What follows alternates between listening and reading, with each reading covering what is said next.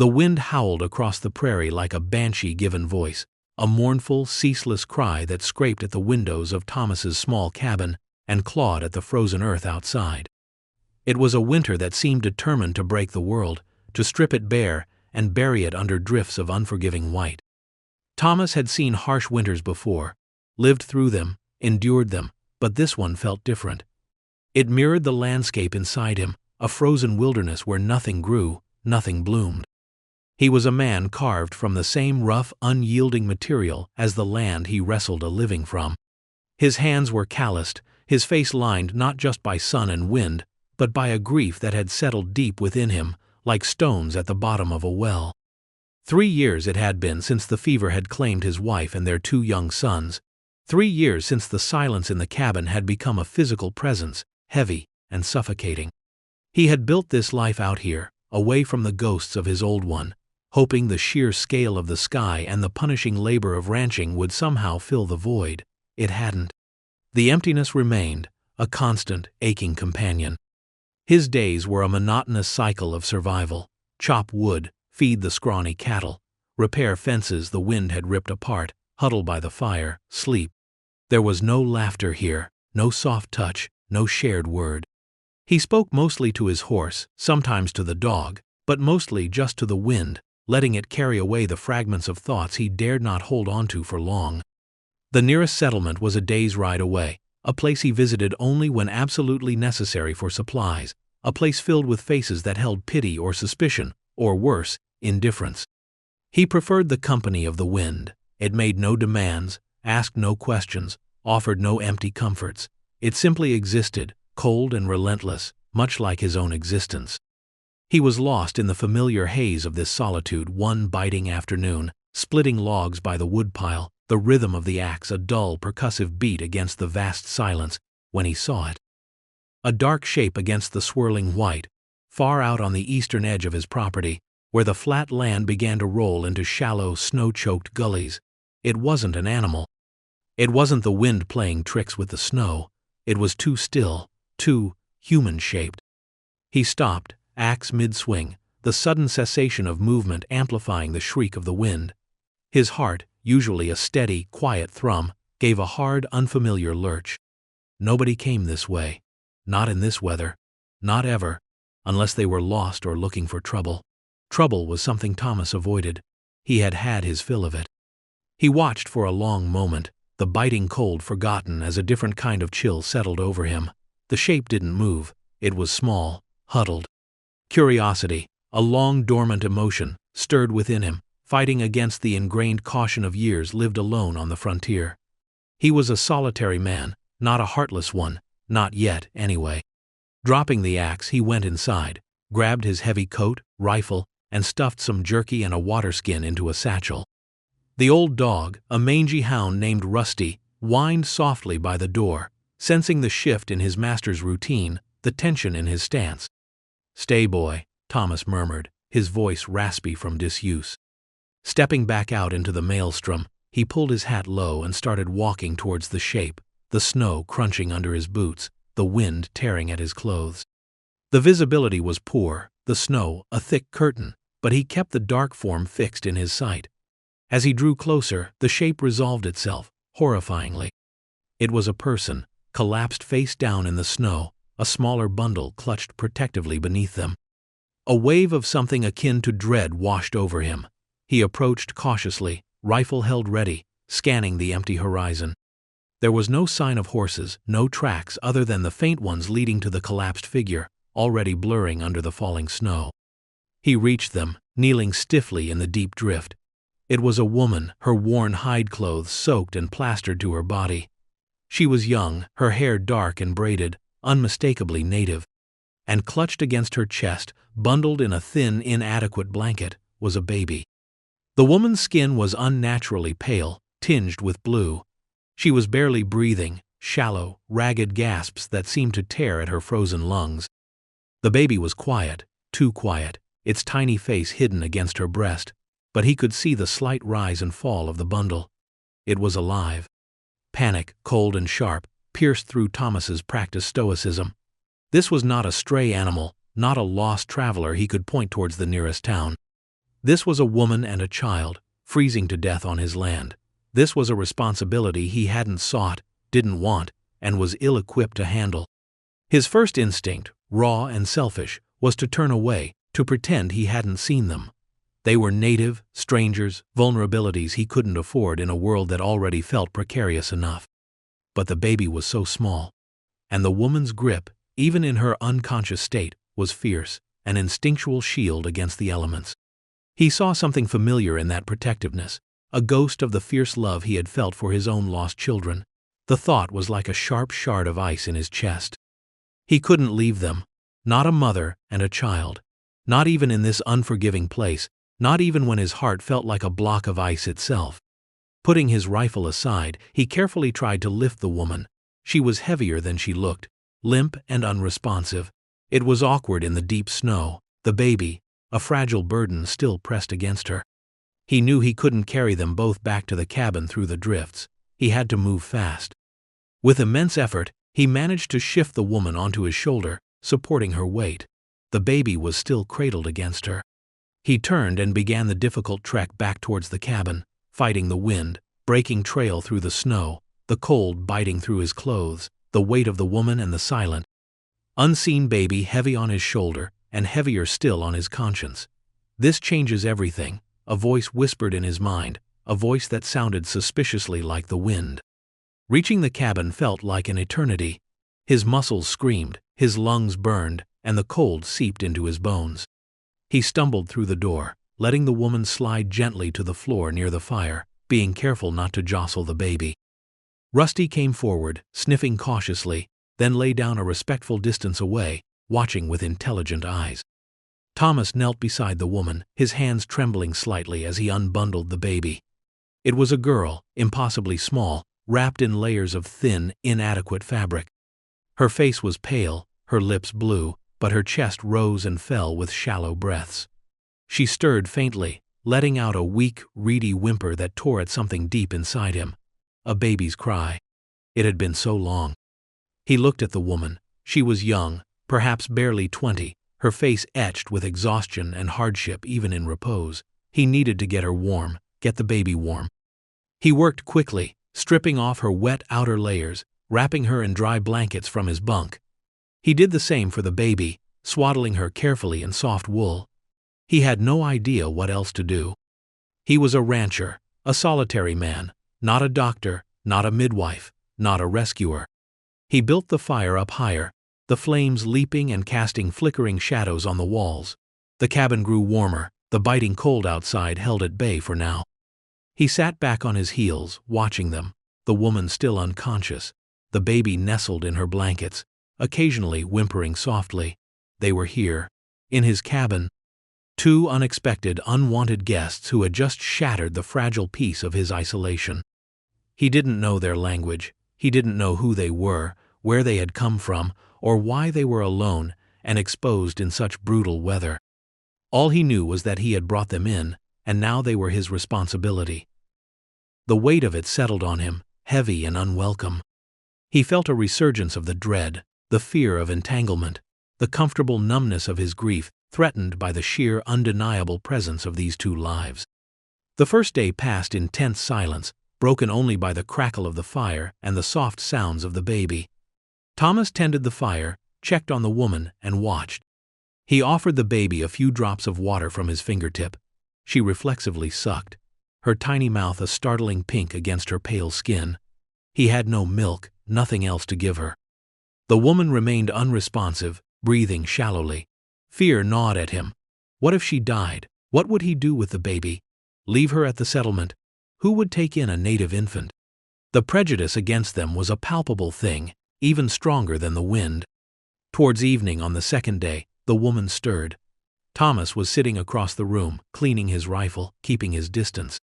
Her eyes fluttered open, dark and unfocused at first, then sharpening as they scanned the unfamiliar surroundings, landing on him. Fear, raw and immediate, flashed in them. She tried to sit up, a weak, futile movement. "Easy," Thomas said, his voice rough.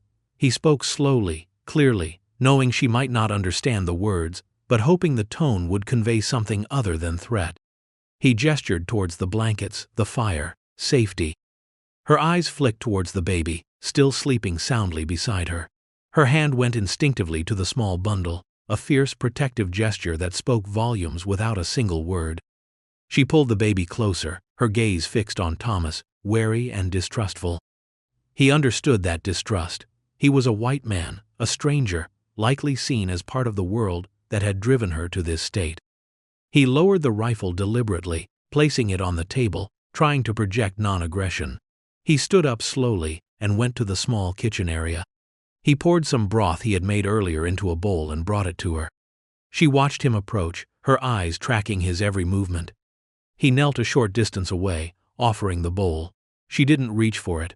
Her gaze was intense, assessing. He saw the exhaustion, the hunger, the pain hidden beneath the surface of her stoicism, and something else, a deep well of grief that mirrored his own. He waited, holding the bowl steady. The silence stretched, heavy with unspoken questions and mutual suspicion. Finally, slowly, she reached out a trembling hand and took the bowl. She cupped it, feeling the warmth, but didn't drink immediately. She looked at him again, a question in her dark eyes he couldn't answer with words. He simply nodded, a small, awkward gesture. "Water," he said, pointing to the bucket near the door. "Food." He pointed to the broth. Simple words. Maybe she would understand. She watched him for another long moment, then lowered her gaze to the bowl.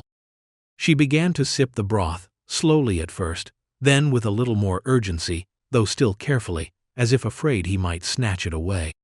The simple act of drinking, of taking sustenance in his presence, felt like a small, fragile bridge built across the vast chasm between them.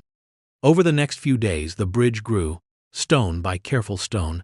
Her name, he learned through gestures and a single, soft word, was Nahili. The baby's name was Ayana, meaning eternal bloom or forever flowering. He wasn't sure which, the word was foreign, but the sound was gentle, hopeful, a stark contrast to the circumstances of her birth.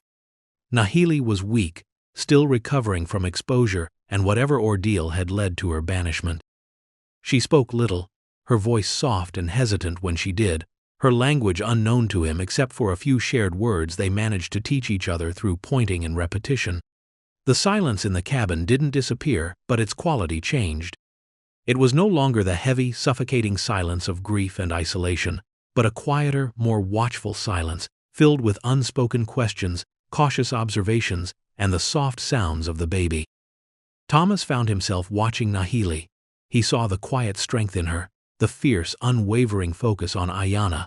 She tended to the baby with a tenderness that brought an unexpected ache to his chest. He saw the dark circles under her eyes, the way she flinched at sudden noises, the deep sadness that sometimes surfaced when she looked out the window at the snow-covered world that had cast her out. He continued to provide firewood, broth, water, a corner of the cabin, safe from the storm outside. He didn't ask questions, sensing the layers of pain and fear she carried. He simply did what needed to be done, and in doing so, in having someone else to care for, even two silent strangers, the suffocating grip of his own grief loosened, just a fraction. He wasn't just living for himself anymore. Nahili, in turn, watched him. She saw the quiet efficiency with which he worked, the loneliness that clung to him like wood smoke. She saw the way his gaze sometimes lingered on Ayana, a flicker of something unreadable in his eyes.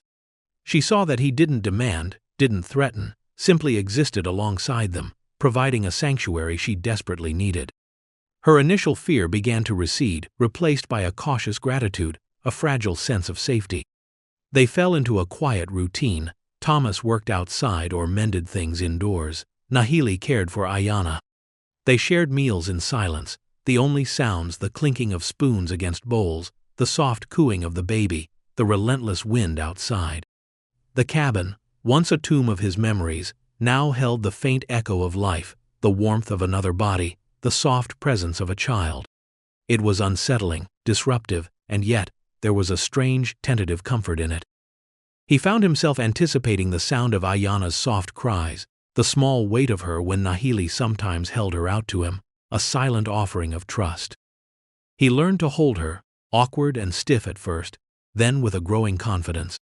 Her tiny fingers would sometimes curl around his, a touch so feather-light and yet more grounding than anything he had felt in years.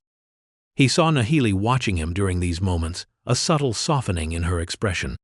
One evening, as the wind howled particularly fiercely, shaking the cabin walls, Nahili spoke, her voice barely audible above the storm. She gestured vaguely eastward, towards where he had found her. "Tribe," she said, her brow furrowed. "Bad." She touched her stomach, then Ayanna. "Girl, not boy." Understanding dawned, a cold, sickening realization. She had been cast out, banished, for having a daughter. The cruelty of it resonated with him, the harshness of judgment delivered not for a crime, but for simply being. He had faced judgment himself, the whispered accusations from some in the settlement after his family died, as if grief was a contagion, as if his survival was somehow a failure. He understood, in a way words couldn't convey, the weight of being unwanted. He nodded, meeting her gaze. "You stay," he said, simple, direct. He gestured around the cabin. "Safe, here." A flicker of something, hope, relief, crossed her face. She looked at him, truly looked at him, and for the first time he saw not just wariness, but a depth of gratitude that humbled him. She nodded slowly, her grip tightening on Ayanna. Their cautious coexistence deepened. He started bringing back small things for Ayanna from his infrequent trips to the settlement, a bit of soft cloth, a carved wooden bird he found forgotten in the general store. He pretended they were necessities, items for the cabin, but Nahili knew, and he knew she knew. These small acts of unexpected kindness chipped away at the walls they had both built around themselves. He learned more about her life through quiet observation and the few fragmented words they shared. She was resourceful, mending her own clothes with surprising skill, noticing things about the land he had overlooked despite years of living on it. She showed him how to make a poultice from dried herbs he had never noticed growing near the creek bed. She taught him a few words of her language, soft sounds that felt strange and warm on his tongue. He, in turn, found himself talking to her, tentatively at first, about the ranch, the weather, the mundane details of his days. He didn't talk about his loss, not directly, but sometimes a silence would fall between them, and he knew she understood the weight of unspoken grief he carried. Her own silence spoke of similar burdens. The winter began to loosen its grip. The days grew longer, the sun warmer, and the snow started to melt in slow, reluctant drips. Ayanna was growing, her eyes bright and curious, her small hands reaching out for the world. She smiled now, a joyous, uninhibited expression that could melt the last remnants of ice from Thomas's heart. Their fragile peace, however, was perched on the edge of a precipice. The melting snow meant travel was easier, and travel meant others might find them. The external threat arrived not with a roar, but with a whisper, a rumor that drifted on the wind from the settlement. Talk of a lost squaw, banished, maybe dangerous, maybe cursed. Talk among men who saw native people not as individuals, but as a problem, an inconvenience, something to be cleared away like brush. Thomas heard it on his next trip for supplies. Men gathered around the stove in the general store, their voices low and hard, speculating, building a narrative of suspicion and fear around the unknown woman and child.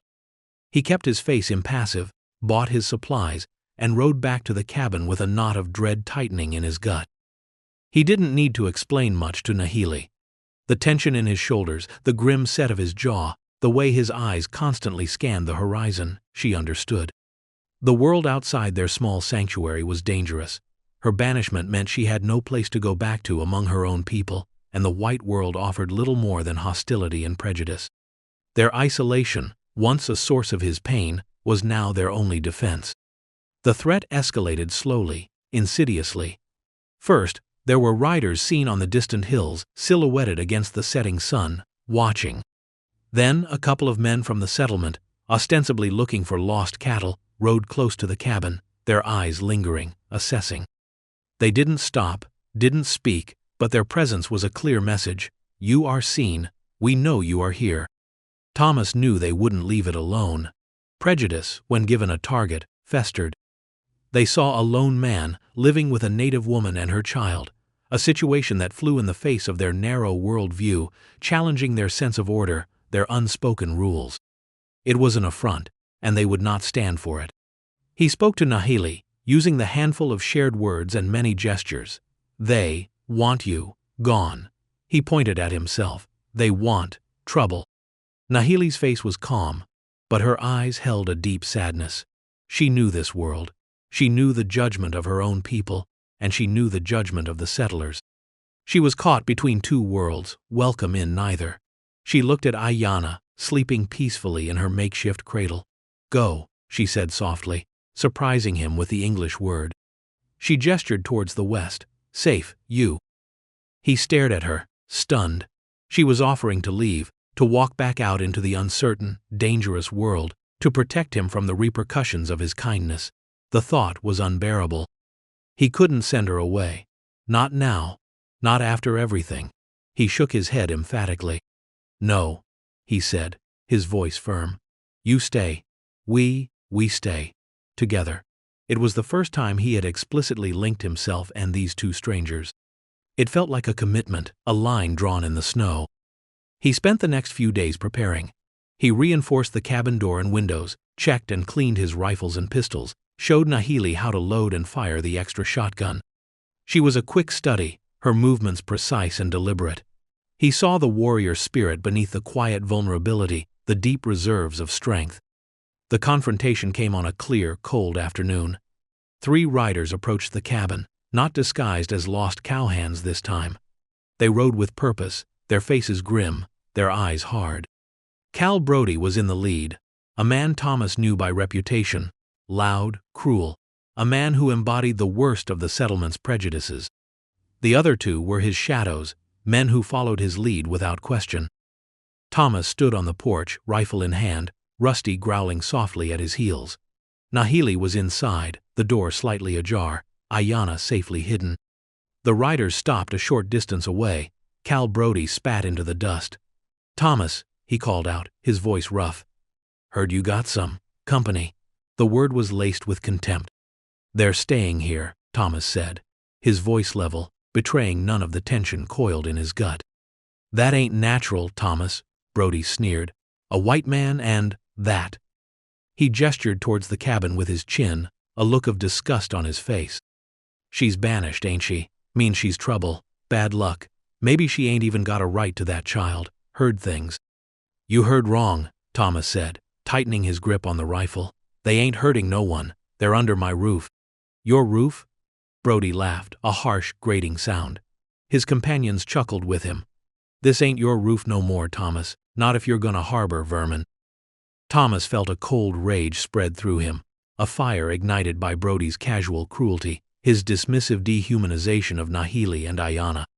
It was the same kind of small-mindedness that had fueled the whispers after his own loss, the need to find fault, to blame the victim. He had run from it then, he wouldn't run now.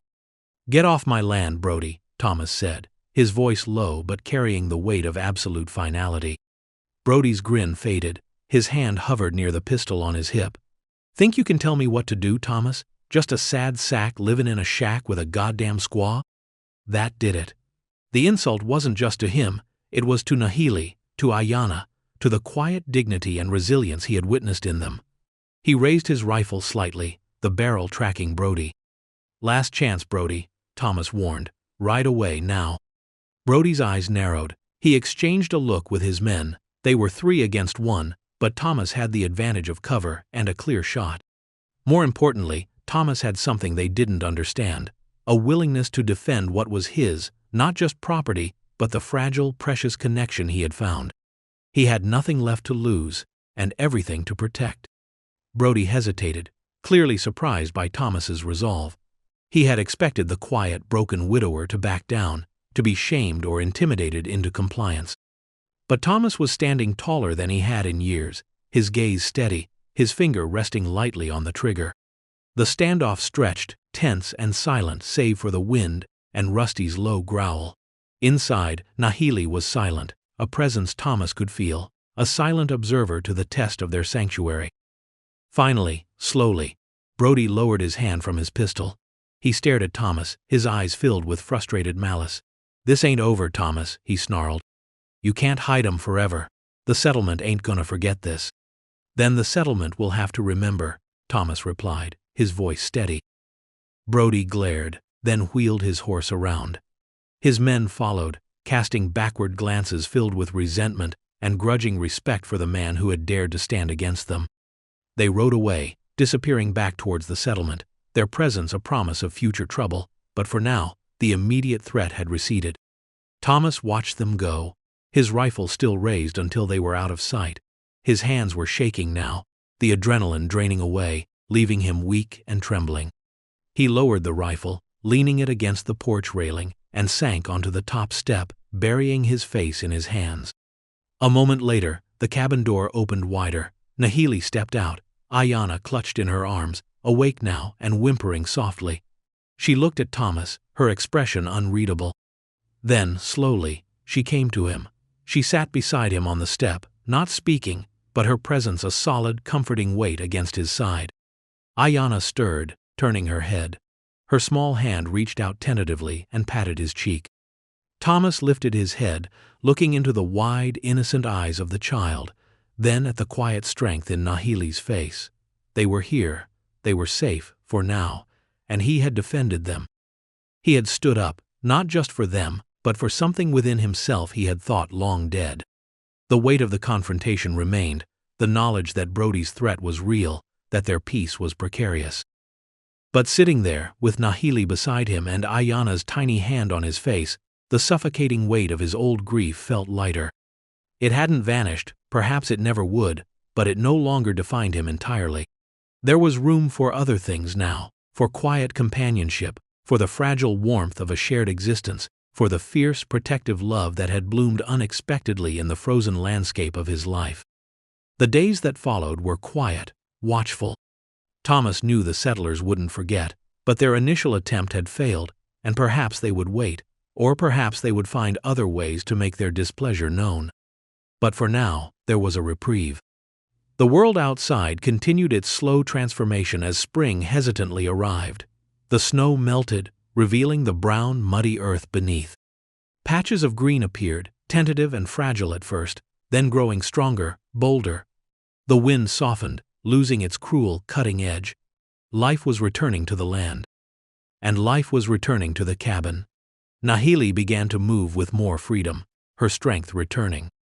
She helped with chores, her movements graceful and efficient, teaching Thomas different ways to manage the small garden plot, ways her people had learned from generations living on this land. They worked side by side, a rhythm developing between them, a quiet understanding that transcended words. Ayanna thrived. She crawled now, a small, determined explorer, filling the cabin with her joyful gurgles and triumphant squeals.